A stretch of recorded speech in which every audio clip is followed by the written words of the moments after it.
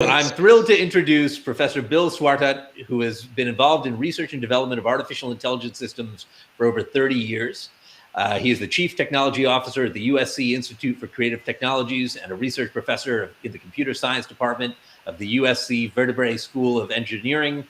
I have been so personally inspired by the work he's doing in virtual humans and their potential impact on healthcare, education, and so many aspects of our lives.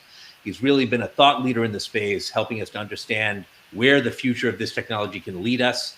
So much about artificial intelligence we're grappling with in this conference at MedAI, trying to understand, how these technologies could potentially be misused, the ethics behind them, how they could be positively used to usher in a new kind of golden age for humanity.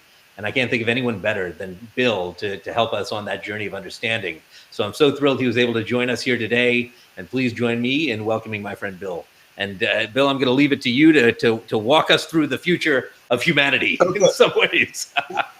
Thank you so much for what a kind introduction. I'm going to start by sharing my screen here. And if the technology is good, we should be there. Okay, you should be seeing my screen now, right? Yep, we've got it. Okay, great. So I'm going to be telling you about some work we've done at the Institute for Creative Technologies on developing virtual humans. And so, what are virtual humans? Well, virtual humans, I'd like you to imagine a world with simulated characters that are autonomous. That is, they think for themselves. They're using AI. They perceive their environment. They interact in a fluid, natural way using verbal and nonverbal communication. And they do things like model what they believe, what others believe, their intentions. Importantly, they exhibit emotions. And if you think about AI research, most of AI research has really been concerned with trying to create terribly clever agents. So something that can beat you at a game of chess or now even Go. But not much attention has been paid to to having emotions for AI or understanding how it works. It turns out as soon as you put something that looks like a person up on a screen and have it interact with people, people immediately start ascribing emotions to it. So you have to really model that, and we've really pushed the envelope on that because you don't want to unwittingly give erroneous information about emotions. And you have to do it all in a coherent, integrated fashion. So one of the things that I think virtual humans bring to the table is they really provide a new metaphor for how we might interact with computers. We've been using the Windows mouse desktop metaphor for a very long time. If you think about interacting with your computer as being like having a conversation with another person, a virtual person, it really means that the computer interface, as we typically think of it, kind of goes away. Interestingly, also, studies have shown that people react to virtual humans much like they do to real people, with some notable exceptions. And I'll hit on those exceptions because they're important in this talk. The other thing is that virtual humans add elements to an interaction that previously have been missing. So things like you can actually use virtual humans, and we've demonstrated this, to create rapport with people. They can exhibit excitement or passion about a particular topic or situation, and they can exhibit social cues like appropriate gestures and facial expressions and things like that cue people in to what's going on at a more subliminal level than what you would get by just a textual interface.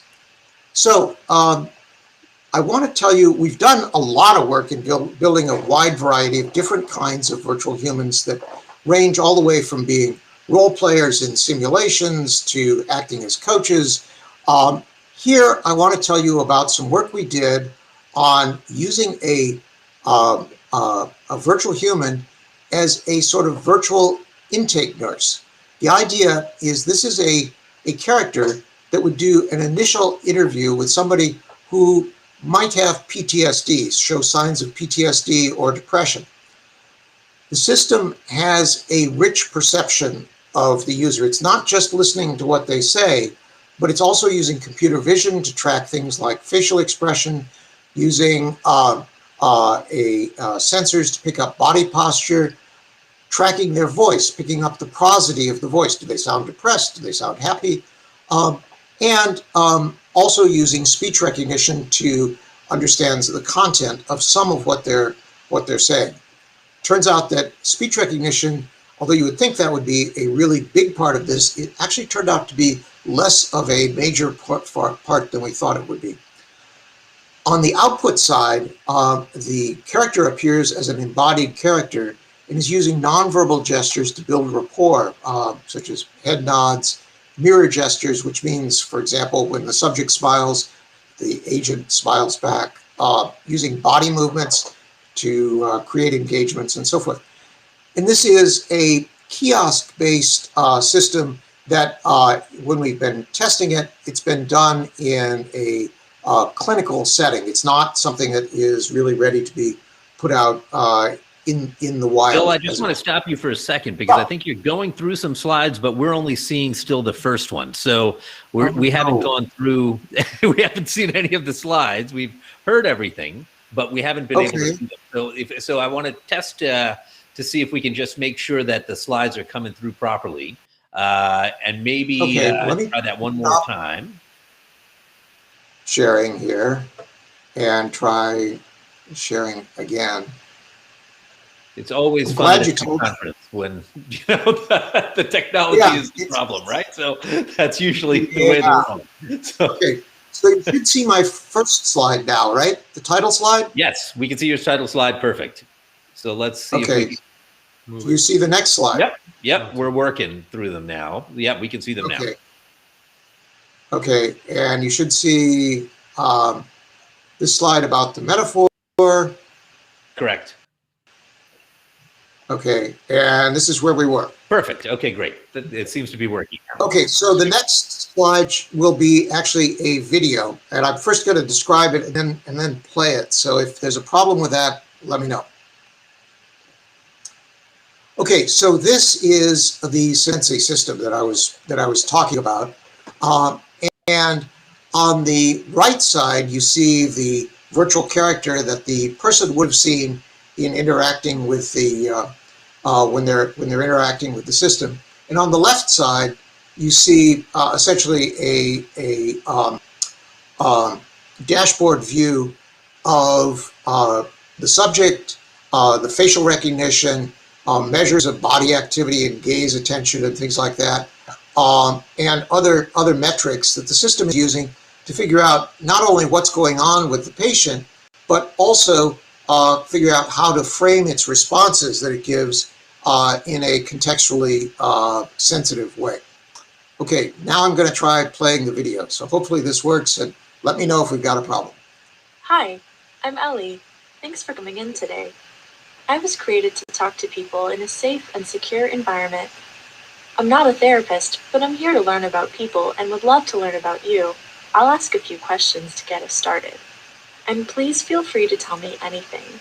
Your answers are totally confidential. Are you okay with this? Yes. So, how are you doing today? I'm doing well. That's good. Where are you from originally? I'm from Los Angeles. Oh, I'm from LA myself. When was the last time you felt really happy? When was the last time? I don't know. Yeah, I'm not someone who's really like, I don't have any real highs. I feel like I'm a level person. It's just happy. I guess to answer your question, probably a couple months ago. I noticed you were hesitant on that one. Would you say you are generally a happy person? I'm generally happy. It's just lately there are things just keeping me down. Can you tell me more about that? When was the last time you felt really happy? But I try to stay happy. I'd rather be happy. My kids keep me going. What advice would you have given yourself 10 or 20 years ago? To not believe, to not be so gullible, to not be so gullible. Yeah. I've been told recently that I have a tendency to believe people too readily without them having to prove anything. And so as a result, recently I've gotten myself in a lot of trouble. And so I think that looking back, if I could have, I would tell myself to not believe, to not be so stupid, and to think, and just to not be so gullible.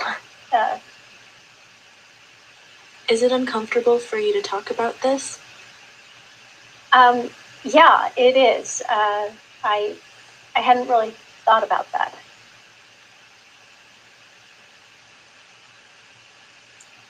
So one of the things that we were doing when we were putting this system together is it uses machine learning to try to characterize whether people seem to be depressed or possibly showing signs of PTSD. And we brought a number of subjects through the lab to have them test the system and to build up the expertise of the machine learning as a result of the data that was gathered. One of the things that happened is we overheard people, the subjects, sometimes talking among themselves, and they said things like, gee, have you interacted with the virtual human? It's really interesting. There's kind of no judgment. And we realized that it may be that people were more comfortable in talking to this virtual character than they would be to a real person. So we did a follow-up study and found that when you actually do it with a control group, that people do actually reveal more to virtual characters or to a character that they think is driven by an AI than they do to a character that they think is driven by a real person. So this is very interesting, and it suggests that we may be able to get more accurate information or more information out of a virtual character interview than we could when people go in and speak, to a human physician or caregiver. It's basically the idea that, when you go to see the doctor asks, and so you've been getting exercise appropriately. Everybody says, yes, I've been doing tons of exercise, when in fact, maybe they haven't, because they want to preserve their image with the physician. When you're dealing with a virtual character, that sort of goes away. The other thing that affects this is also the nonverbal cues, the gestures, head nods, and so forth, that create engagement and rapport. And these effects, I think, work together to create a character that people are more likely and more willing to disclose to. We also did a study with the Colorado National Guard where we had 29 participants who were, before they deployed, we interviewed them with sensei. And when they came back, we interviewed them again. And they also, after deployment, they completed a standardized form called the Post-Deployment Health Questionnaire that looks for signs of PTSD or depression, asks you questions like, have you had sleep disturbances? Have you had other issues? And the character I'm about to show is one of the soldiers who returned. What I'm showing you is the interview that was done with some sensei. I apologize for the sound quality, it's not great. But before being interviewed, she had filled out a health questionnaire and said basically no to everything. Nothing was going on. This is what happened when she was interviewed by sensei. Can you tell me about any bad dreams you've had about your pieces, or times when thoughts or memories just keep going through your head when you wish they wouldn't? Sure, one of those. Wake up thinking I'm dying, yes. Thinking I'm on fire, sure. Thinking I didn't get out of my vehicle, yep. Thinking that I left a guy stuck in a vehicle, yep. So a very different story when interviewed by the virtual character. And we see a lot of issues coming out in this patient. This wasn't an isolated example.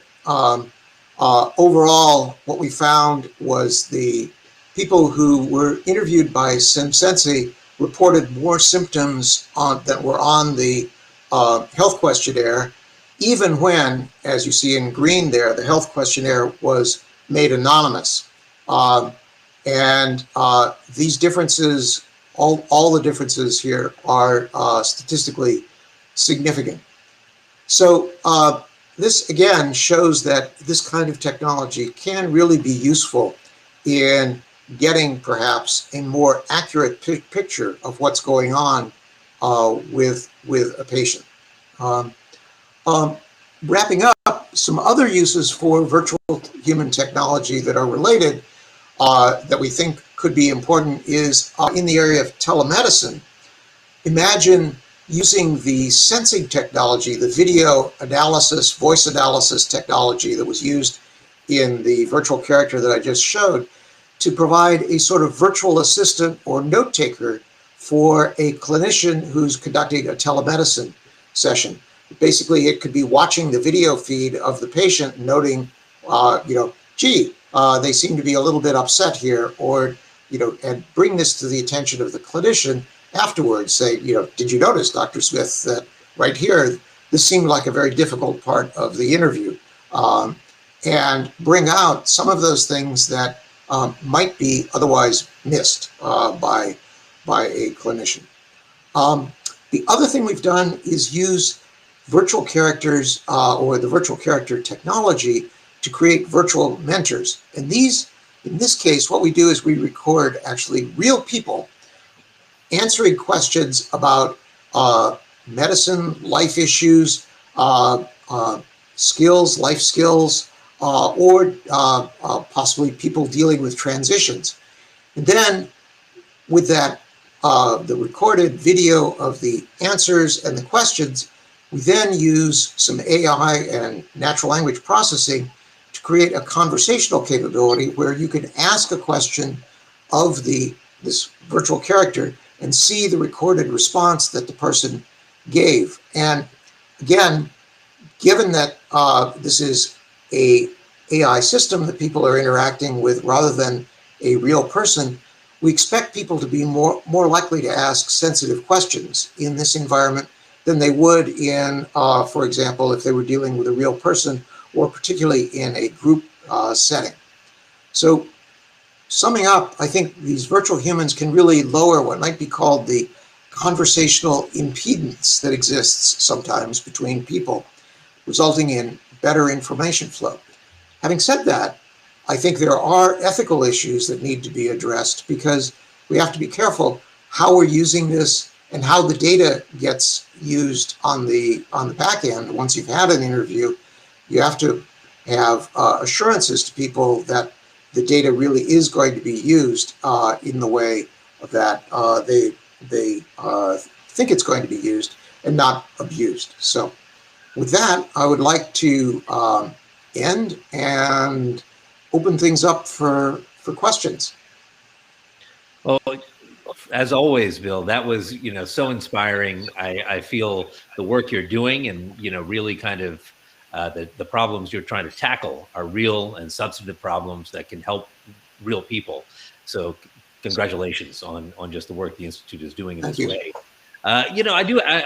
You brought up so many things I want to just talk about while we have a few minutes. One, One is this question of why people are opening up more to the virtual being.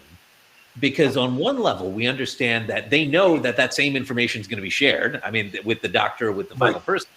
I mean, there's an illusion though, and I'm wondering if the fidelity of the actual character plays a part. Meaning that if it was too realistic, because there is a sense in Sim Sensei that she does look fake enough that that there's so I wonder actually, because we talked to a lot of people who are creating such lifelike virtual humans that are actually blurring the line completely, and will that actually blow backward? Meaning, will people have a disconnect with that because they'll feel more apprehensive versus what you're trying to do? So if you've done any studies into this, does actually making it look a little fake help people open up in a way that you wouldn't have anticipated? We haven't done that study per se. We have looked at how much does appearance matter versus behavior.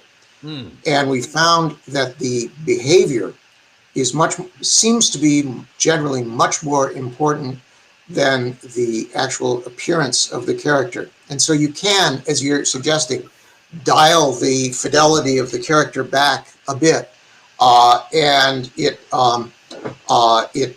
still works. One of the other benefits of dialing back the realistic appearance is that it can help you avoid something that's called the uncanny valley.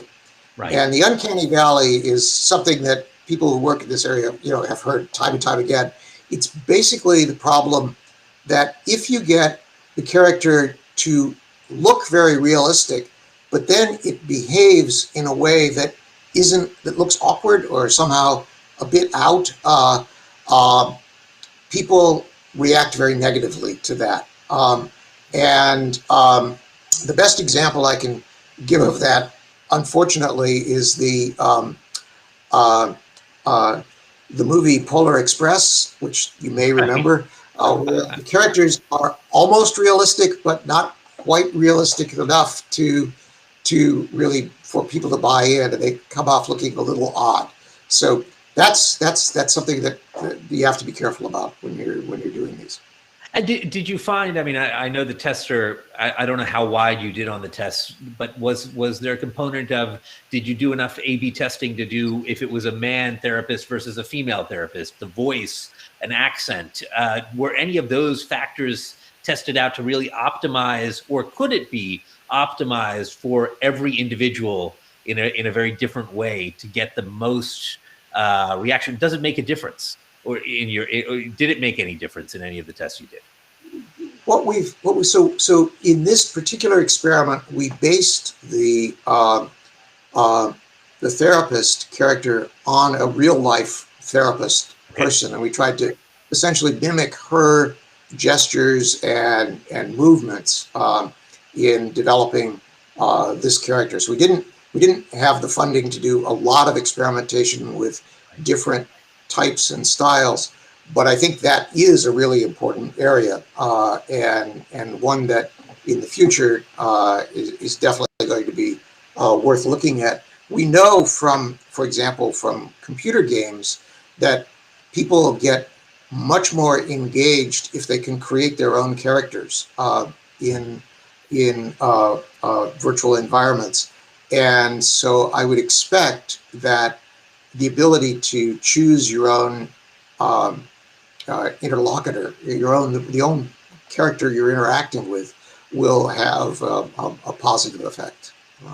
For sure. You touched upon one of the bigger issues we're trying to tackling here through this conference, which is the ethical ramifications as well, and particularly with this type of very personal data. And there's two levels to that, right? There's one which is, I think, the macro data that you would have. Let's assume that this goes on a scalable position where people all around the world are having access to this virtual character in a healthcare capacity, and really kind of having very personalized experience. There could be an argument said that the macro data, not individualized, but that macro data could help all of the interactions become even that much better, right? Because AI would learn from that bigger data set. As a technologist, as a professor, I mean, how do you draw that line of what kind of access to information should be allowed to get the technology to actually have such big data sets that it can improve every individual experience versus where should it just be gated at every level?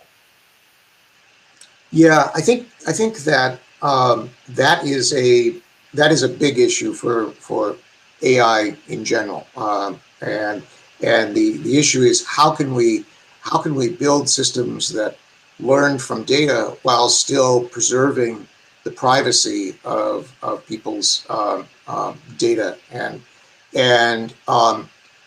different what we see on the corporate world is that different companies, for example, have taken very different approaches on that. Some are much more willing to, use all the data they can get.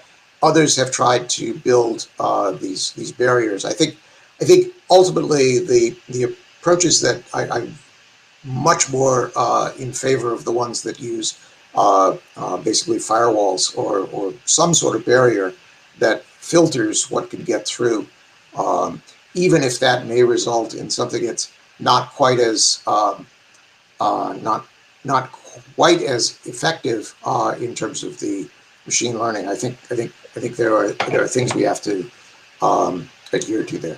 Yeah, it's an incredible challenge, right? You can see how other countries, may become faster at solving hard problems with AI and using AI in healthcare because they are basically demanding such data or taking such data and using it pretty quickly. And we may be in a handicap if we don't have that access to data to be able to solve. And you could even when you get to simple things like cancer detection or other things that are real tactical. Quick responses. So is there do you think that there should be policy involved here? There should be some sort of, governmental approach to looking at AI versus having tech companies themselves really kind of following their own rules most of the time and figuring things out? I personally think that, a enlightened policies would be really helpful in this area, because I think it also helps to level the playing field for the companies, so that they're all basically playing to the same rules. Right.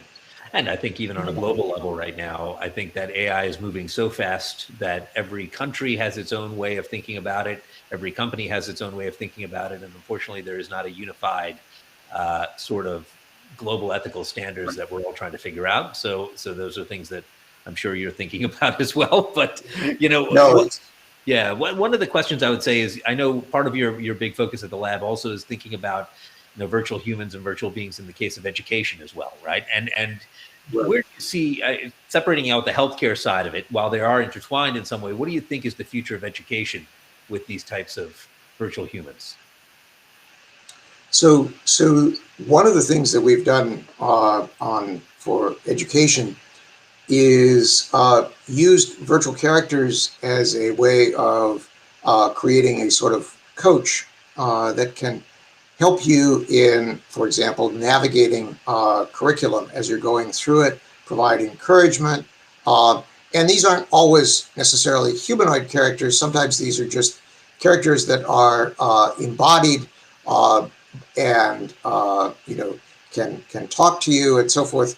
But they try to engage you with the subject, provide encouragement, and let you know that you're doing well, or encourage you when you're maybe not doing so well. Another thing is the virtual mentors that I was talking about, and these are characters. Essentially, they're recordings of real people, but they're people who've been through something that maybe you are about to go through. So, you are, let's say, in the Navy, and you've completed all your land-based training. You're about to go out in the fleet. Wouldn't it be nice to have somebody to talk to about what that experience is like before you actually go through it? And one of the problems that often happens when you get into a group setting and there's somebody in front of the group and is there to provide advice or whatever about things is people are reluctant to ask questions because they don't want to seem either stupid or they don't want to ask an embarrassing question or whatever. If you've got this running on your cell phone, which we can do now, then you can ask all those questions, in the privacy of your own room, And I think this is lowering what I've been calling the conversational impedance. I think these can be useful things. Oh, fantastic. And I'm going to give you the final word. Anything that you think we should all think about as we enter this new age of virtual humans in our lives? So I think, I personally think, I do think that these do provide a new metaphor for how we will interact with computers. And while, if you're writing a document, you're still going to want to use Word, and a mouse and Windows is just fine for that. For some of these other uses, for more intimate interactions, more conversational consultation kinds of settings, I think virtual humans ultimately will have a significant benefit for these interactions. Well, Bill, I want to commend you for your work again, and just thank you again for taking the time to be here with all of us. Thank you. All right. Thank you. Very much appreciated.